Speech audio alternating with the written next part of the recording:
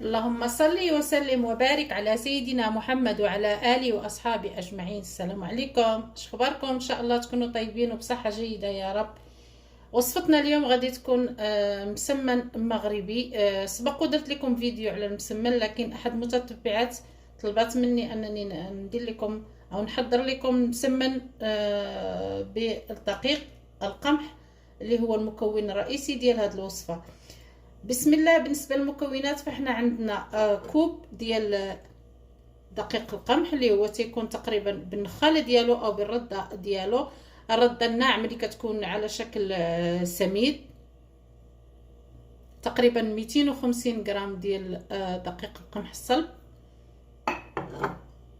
وعندنا 2 كوب او 2 ديال الاكواب ديال الدقيق الابيض اللي هو هذا دقيق ناعم. بالنسبه للناس في المغرب فهذا تقريبا تيكون شويه بحال فارينه اللي تنقولوا لها حنا فارينه. وبالنسبه للدول العربيه فهذا دقيق ابيض. بالنسبه لي انا استعملت بالنسبه للدقيق الابيض فاستعملت هذا النوع هذا او هذه الشركه هذه ماشي دعايه، لكن انا كنت كنستعمل دقيق كويتي اللي كيستعملوا تقريبا جميع ديال الناس هنا في المملكه العربيه السعوديه. لكن هذا لقيت عليه تقريبا عرض وقلت لي ما لا نجربه. تقريبا الثمن ديالو قريب من الثمن ديال الدقيق الكويتي، وجربته كذا مره ولقيته ممتاز بالنسبه للعجينه. وبالاضافه الى ملعقه كبيره ديال الملح وشويه ديال الخميره الفوريه. ممكن تستغنوا عليها وديروا شويه ديال بيكين باودر. وبطبيعه الحال كنحتاجوا كذلك للماء كيكون تقريبا دافي او على درجه حراره اللي موجود عليها، يعني كناخذوا ماء عادي.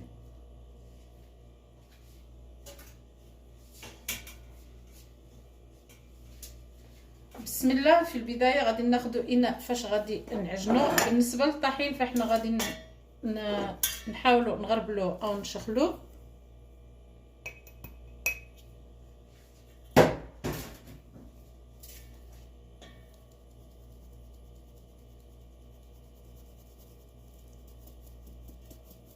الطحين لما كنغربلوه كيتهوى وكيعطينا نتيجه ممتازه لاي عجينه، ماشي فقط للمسمن، تقريبا للخبز، للفطاير، للكيكات، للحلويات. فالاحسن اننا نشخلوه. كما كتشوفوا فاحنا زولنا تقريبا النخاله اللي تتكون شويه خشنه، حتى لو خليتوها يعني ما تعطي حتى شي حاجه اللي خايبه. فانا كنفضل انني نزولها وما كنرميهاش، كنحتفظ بها.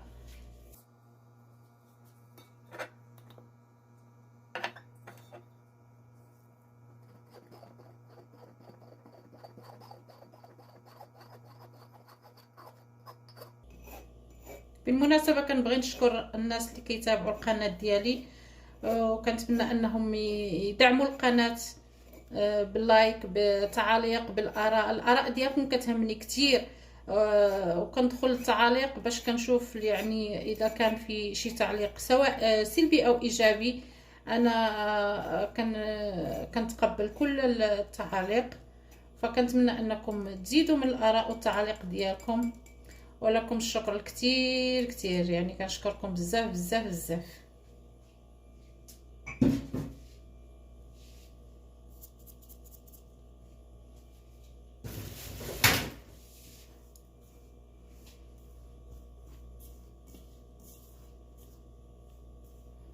فانا نحاول نفسر لكم يعني بالتفصيل، كما كنقول التفصيل الممل. ممكن الفيديو يجي شويه طويل على اساس يعني المسمن ما يحتاج انه، لكن كما قلت لكم انا سبق ودرت فيديو، لكن احد المتتبعات قالت شرحي لنا بالتفصيل، لان في مبتدئات يعني كيبغيو يعرفوا بالتفصيل باش كتكون النتيجه ديال المسمن رائعه.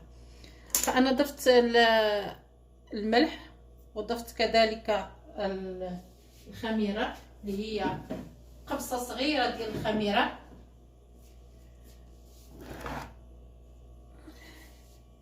بسم الله. غادي نبداو نعجنوا العجين ديالنا.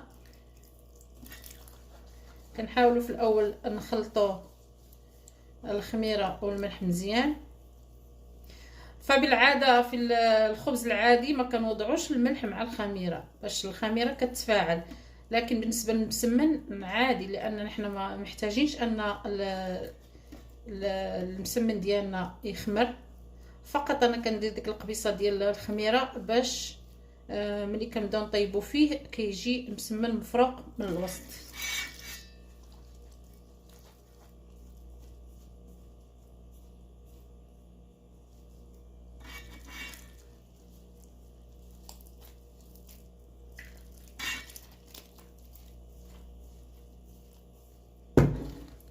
العجينه ما تكونش رخوه بزاف وما تكونش كذلك قاصحه.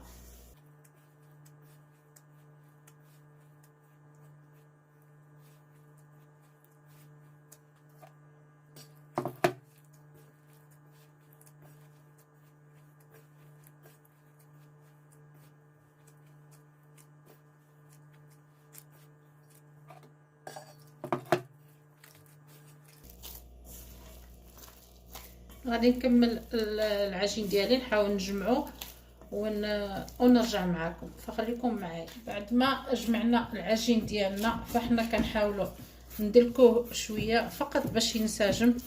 كما كتشوفوا في العجينه ما كتكونش رخوه بزاف، يعني ما كتلصقش في اليد. كندلكوه شويه. بالنسبه للناس اللي كتوفر عندهم العجانه بامكانهم يستعملوا العجانه. انا ما بغيتش نعجن في العجانه، فقط بس الكل حتى المبتدئات يعرفوا الطريقه، او اللي ما كيتوفرش على عجانه بامكانه يعجن باليد ديالو. هذا هو الشكل ديال العجينه ديالنا. حنا غندهنوها بشويه ديال الزيت،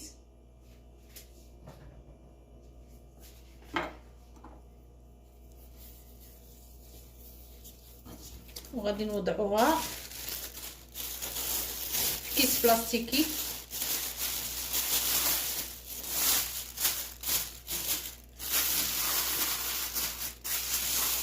ونخليوها ترتاح. بالنسبه لهذه اللي تتكون بالقمح الاسمر او قمح البر، دقيق البر، فاحنا ما كتحتاجش يعني وقت كتير باش ترتاح، ماشي بحال لما كتكون بدقيق ابيض او دقيق الفينو او سميد ناعم، فكتحتاج تقريبا 15 او 20 دقيقه باش ترتاح. هذه ما كتحتاجش وقت كتير، فنخليوها ترتاح ومن بعد نرجع لكم باش نوريكم الطريقه ديال التوريق ديالها.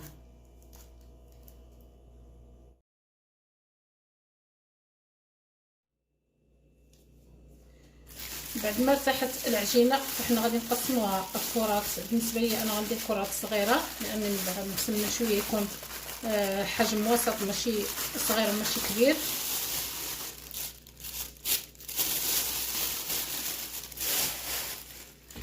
هذا هو الشكل ديال العجينه بعد ما ارتاحت. احنا غادي نقسموها كما قلت لكم كرات. ما كنديرش الزيت في يديا، ما تنبغيش الزيت يدخل العجينه لداخل.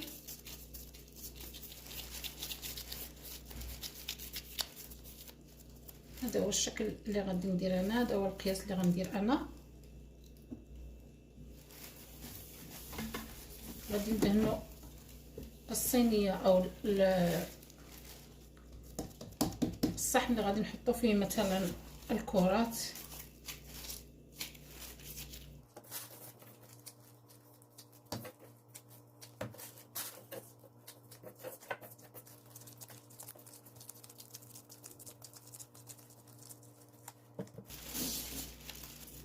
وكنديرو بحال هكذا.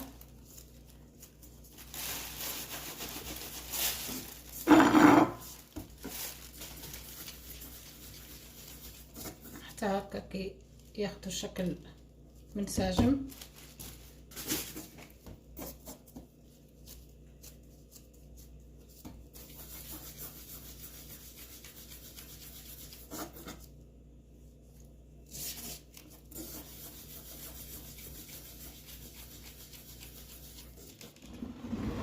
بالنسبه لهاد القياس اللي درت ديال الدقيق او هاد الكميه، فهي عطاتني 8 ديال الكرات كما كتشوفوا. غادي ندهنوهم بالزيت من فوق ونخليهم يرتاحوا تقريبا 5 دقائق او اقل.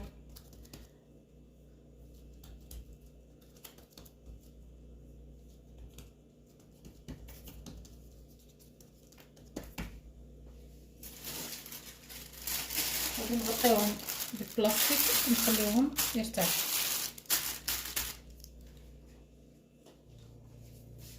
بعد ما ارتاحوا فخدينا اول كره وبدينا نورقوا فيها. بالنسبه للتوراق ديال المسمن اللي تيكون بالدقيق البر فهو كيكون سهل، سهل كتير على انه يكون بالدقيق الابيض او السمين. يعني ملي كتقرصوه ما كيتمططش او ما كيرجعش كما كتقرصي كما كيبقى.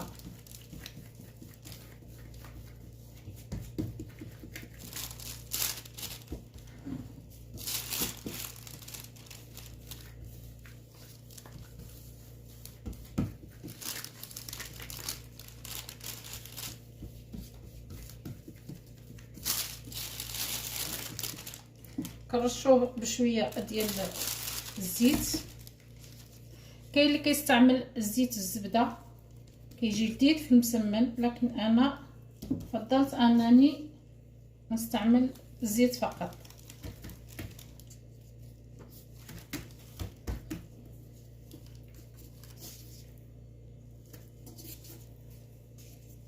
هذا هو الشكل ديال المسمنه، يكون شكل مربع.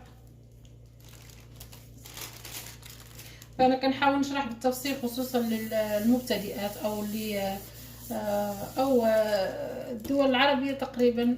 كاين اللي كيعرف المسمن وكاين اللي واكلوا ضيق المسمن لكن ما تعرفش كيفاش يجهزوا.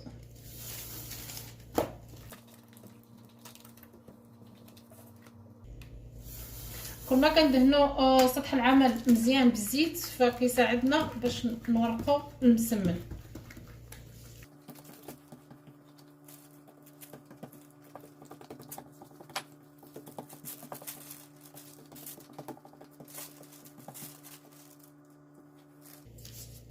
نفس الطريقه فاحنا غادي نطويو الجهه الاولى ومن بعد نطويو الجهه الثانيه.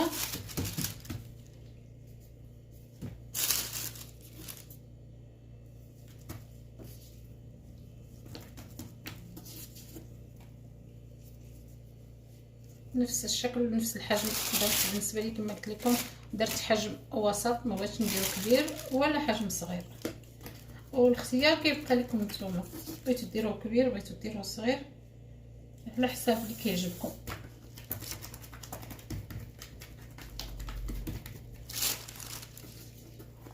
فكنحاول نكرر لكم العمليه ديال الطريقه ديال التوريق ديال المسمن فقط كما قلت لكم للمبتدئات. ما انا كنعرف انكم كلكم تبارك الله حابقات والكثير تعرف كيفاش يدير المسمن، وكاين الملوي، كاين الرزيزه، كاين اشياء كثيره ديال هذا الخبز هذا.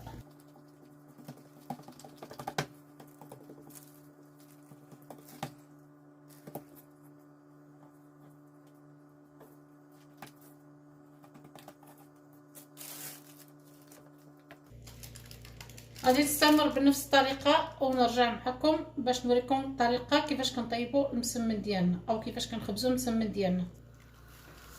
بعد ما كملنا التوريق ديال المسمن فاحنا خدينا اول وحده. طبعا بعد ما حطينا الرصاج او المقلاة تسخن فوق النار فاحنا خدينا اول وحده غادي نقرصوها او نرقوها كذلك، وغادي نبداو نطيبوا فيها.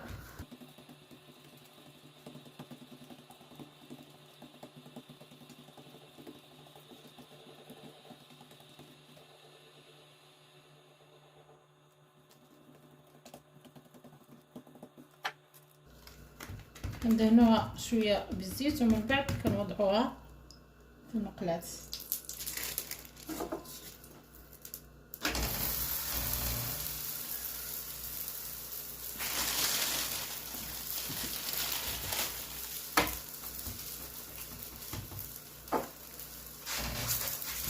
ندهنوها كذلك من الوجه الثاني قبل ما نقلبوها.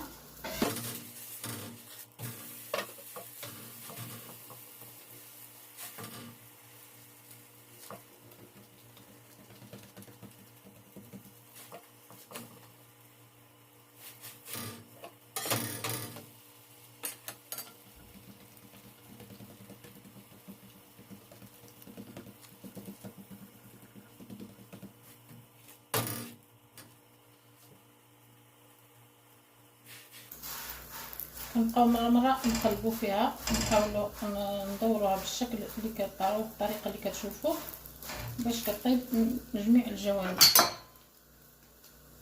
شفتوا بدا كيتنفخ، يعني المسمن ديالنا مفروق من الوسط، ما معجن ما حتى شي حاجه.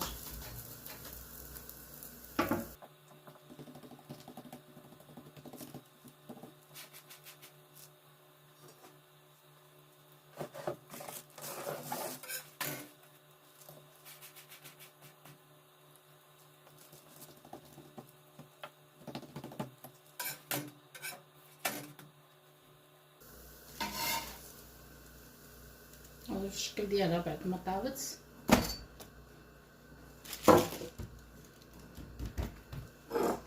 كنديروا المسمنه الثانيه،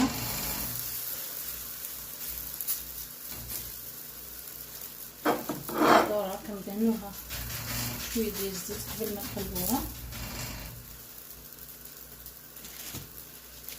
غير كيتماسك شويه من التحت او كينشف كنقلبوها، مكنخليوهاش حتى كتبدا تنفخ ولا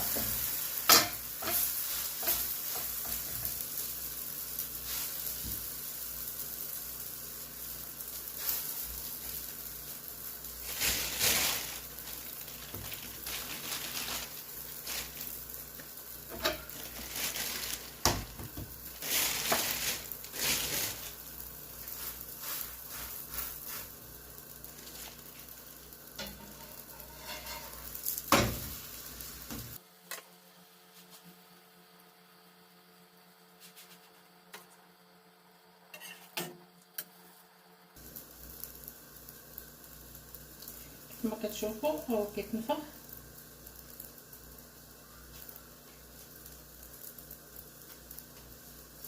المسمن ملي كيتنفخ فهذا دليل على ان الطريقه ناجحه والمسمن كذلك ناجح وبطريقه جيده كما كتشوف.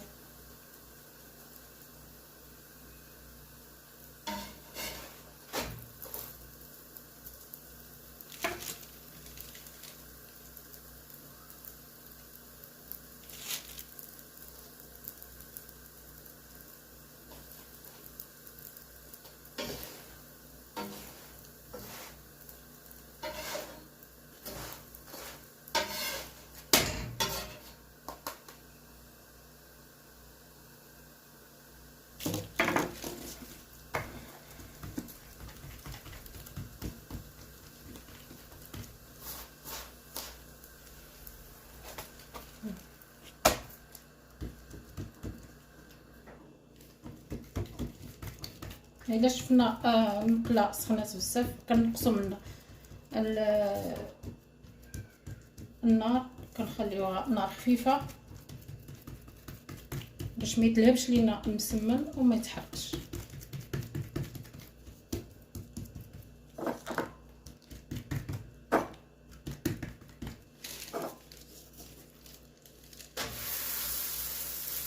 كنستمروا بنفس الطريقه وغادي نرجع معكم بعد ما نكمل المسمن ديالنا كله.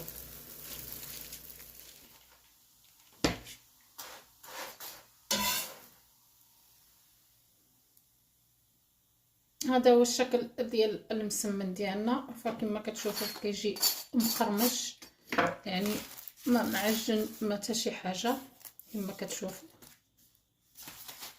نحاول نحل معكم من الوسط، سمحوا لي سخونه بزاف.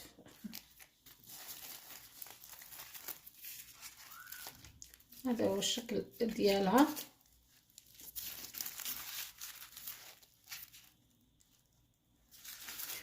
كما قلت لكم ما كيجيش معجن، فكيجي لذيذ بزاف. انا شخصيا من عشاق المسمن بالقمح او بالقمح البر.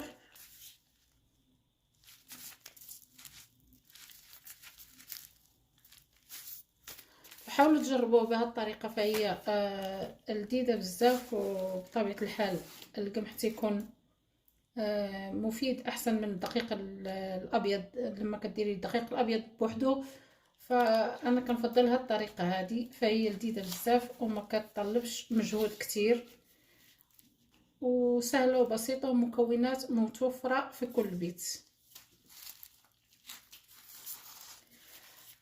مع شويه ديال العسل ومع زبيده بلديه الا كاينه. فيا سلام، وشي براد ديالها تيكون مشحر مزيان.